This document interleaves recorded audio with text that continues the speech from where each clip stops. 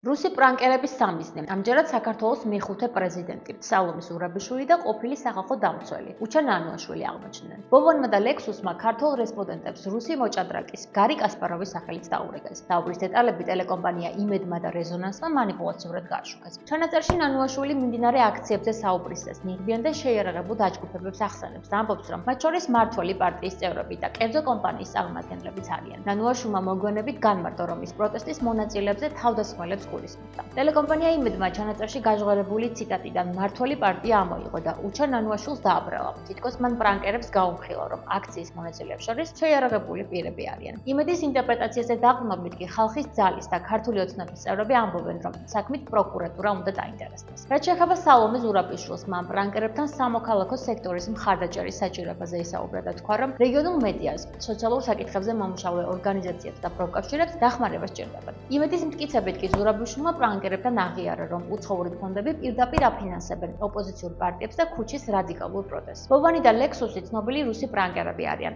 რომლებიც დასავლელ პოლიტიკოსებს და კრემლის ოპონენტებს ურეკავენ და თავს სხვა ადამიანად აცნობენ. ისინი deepfake ტექნოლოგიებს იყენებენ და ხმასთან ერთად სახესაც აჩვენებენ, რაც მათ სიცრუეს კიდევ უფრო დამაჯერებელს ხდის.